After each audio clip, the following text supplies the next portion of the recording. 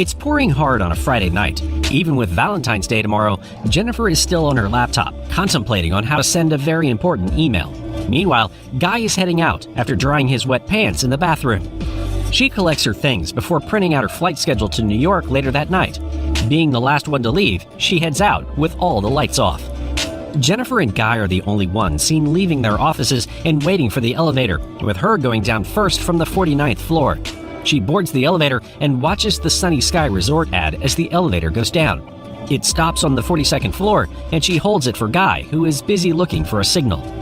He punches his parking floor level and tries to make small talk, but she ignores him and continues scrolling on her phone. He catches her attention upon mentioning the upcoming long weekend and jokes around upon seeing her holding a gift. Jennifer also mentions the bottle of wine he's holding, and it seems like they're slowly warming up as they reach the ground floor.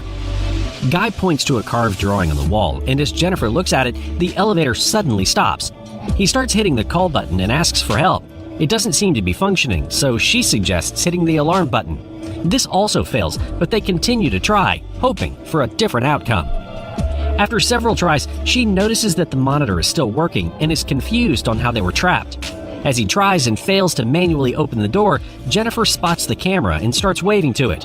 She looks for a phone signal, but he tells her that it's impossible when they're 4 floors underground. Guy changes the subject when she asks him about the building's security. She glances at her watch, revealing that she has a plane to catch. Looking interested, he starts asking her about her work, while stating that he's new to his company. She answers, but gives off short answers while still occupied with the time. They each take turns shouting for help, but the elevator doors provide nothing but silence outside. Guy starts jumping, reaching for the ceiling, but it's too high for him. Jennifer sees this and volunteers to help. She gets up on his shoulders and tries to find the escape hatch. She grows frustrated when they don't find it and starts to get impatient as each minute passes by. An hour later, and still stuck in the elevator, he tries to lighten the mood to calm her down. Only at this time did they realize they didn't know each other's names and formally introduce themselves. When she confesses about her empty thermos and how thirsty she already was, Guy immediately offers his water. When she declines, he makes her choose between it and the wine. The awkwardness continues to disappear when they discover that both of them possess a corkscrew. He then offers her the water again, and this time she hesitantly takes it. Jennifer gives him a chocolate in return before thinking about the worst-case scenario for them, being stuck in the elevator for the entire long weekend. Hours later, she tries hard in holding her pee in. Guy convinces her to get over it, telling her it's normal and even offering his coat for her to do it in. When she adamantly refuses, he points her to the thermos and suggests it as a replacement. Jennifer squats in one corner, while Guy is on the opposite side looking away. She instructs him to cover his eyes, then his ears, to which he immediately obliges. She finally lets go and releases everything. She tells him about officially missing her flight before taking her corkscrew and draws on the wall. As they look for ways to kill time, they start talking about the people waiting for them outside. Guy claims that he doesn't have anyone, and when Jennifer mentions having a complicated story but not really going into details, he opens the bottle of wine. They sit beside each other and take turns drinking. Thunder strikes and the lights flicker, but by this time both of them have already accepted their fate. As they continue drawing, he confesses about actually seeing and even checking her out a couple of times. Jennifer's flattered and dismisses his thoughts about being a stalker, putting his white lie behind them as they show each other their drawings. She's amazed by his work and takes a picture of it, before sitting back beside him and taking a selfie. They think about their next topic, and she goes up and films him while asking about the dirtiest place where he made love. When Guy is hesitant to answer, she volunteers to go first and instructs him to record her, before boldly revealing that her dirtiest place is the library. She spills some of the details before grabbing the camera and pointing it to him. When he tells her that he doesn't have any stories to share, she encourages him to think about his biggest fantasy and make up one. Guy agrees and starts telling this very detailed story, going on until cutting it short at the climax. When she realizes that he's aroused, Jennifer starts to flirt with him and tease him. He takes on her offer, walks over, and kisses her. He unbuttons her shirt while she touches him before finally giving in and doing it against the wall. They passionately make love several times, covering every inch of the floor and doing it in every position. Stopping only once they're tired, both of them are clearly satisfied with their marathon. Guy suddenly blurts out the possibility of them falling in love, causing Jennifer to stand up and put on her clothes. He asks her what she's thinking, and she confesses that her plans to patch things up with her ex didn't change even with the time they spent together. When she reiterates that what they did was only casual, he starts questioning her and forces her on the idea that what they have is the real deal. He continues to convince her that they've met because of fate, but she repeatedly turns him down.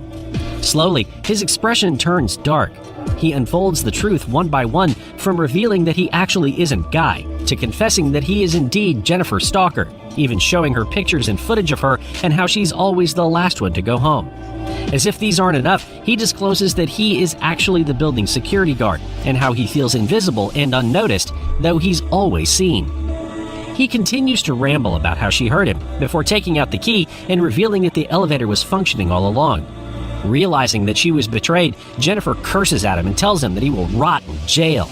Upon hearing this, he turns it off again and prevents her from getting the key. She struggles and accidentally kicks the key, breaking it in half. She lets out her frustrations by hitting him until he's unconscious. Thinking that she's already safe, he suddenly grabs her and smashes her head against the floor. When Jennifer wakes up, he's already waiting for her, further telling her how part of his plan was to make sure that no one will be back until after the long weekend. When asked about his next steps, he reveals that ending her life would be better than going to jail. He then goes wild and breaks things before stopping to open her gift. He takes out the jacket and gladly wears it, claiming that it perfectly fits him. He then forces her to open his, and she looks terrified upon seeing that they're a pair of clippers and a lighter.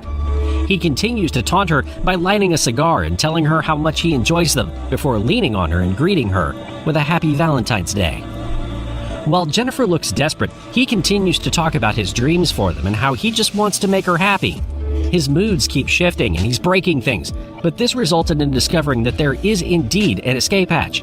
As he asks her to give him a boost up, Jennifer persuades him into letting her out instead, promising that she will not leave him and won't call the police. She continues to smooth talk him until he hesitantly agrees. Once on top of the elevator, she flips him off before following his instructions on how to get out. She climbs up the ladder while he throws a fit before realizing that he can find a way to pull himself up. He succeeds in getting out and tries to catch Jennifer as she struggles to make it through. She barely opens the door and screams for help when he jumps at her, pulls her, and they both fall hard. Jennifer is the first one to get up. Desperate to survive, she finds a way to trigger the smoke detector. When he struggles to rise, she grabs the chance and attacks him before tying him up. Water sprays all over them, and she sighs from relief, but he continues to taunt her.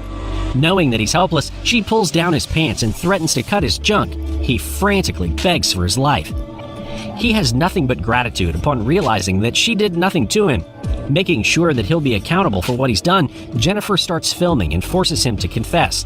Defenseless, he admits that his real name is John and that he trapped them in the elevator on purpose. She's determined to record every detail of what he did, kicking him until he talks. When asked about why he kidnapped her, John reveals that he was once successful, but accidentally killing a woman turned his life upside down. After serving 6 months in jail, he learned that he'll never have his life back, forcing him to do what he did in order to feel some normalcy. On early Monday morning, Eddie, one of the security guards, brings his girlfriend to the building. He looks for him around and tries to call him. He glances at the monitors and is shocked upon seeing people trapped inside. He talks to Jennifer, tells her to calm down, and runs to help them get out. The doors open, but John frees himself on time to knock out Jennifer. As Eddie calls for them and confirms that John is inside, he gives him the keys to put it in the override. He pretends to ask for his help, only to lure him inside and trap him, before turning on the elevator that slices him in half. John starts cleaning up his mess, carrying Jennifer to his car and throwing Eddie where he'll never be found. He then washes up after himself, wears his uniform, and returns to his post. As he deletes all of the files, Eddie's girlfriend approaches and looks for him. She looks skeptical of John, but turns around to leave anyway, and he grabs the opportunity to jump at her as well. He then throws her the same way he did Eddie. John drives away to an isolated location, ready to dispose of Jennifer. He says his last words before opening and checking if she's dead. When he's sure, he dumps her things, prepared to burn them. As he turns around, she hits him right in the face before hurrying to get away with the car. She drives for a few seconds before stopping. Jennifer picks up the cigar, reverses the car, and crashes into him. She goes down, approaches him, and lights up the cigar. Looking him in the eye, she puffs on it and starts to walk away. Before finally leaving, she takes one last puff and tosses the cigar into the dumpster. Jennifer smiles as it bursts into flames, burning everything, including John. Thanks for watching. If you enjoyed the video, don't forget to subscribe to the channel and hit that like button. What movie would you like us to recap? Comment down below. See you in the next video.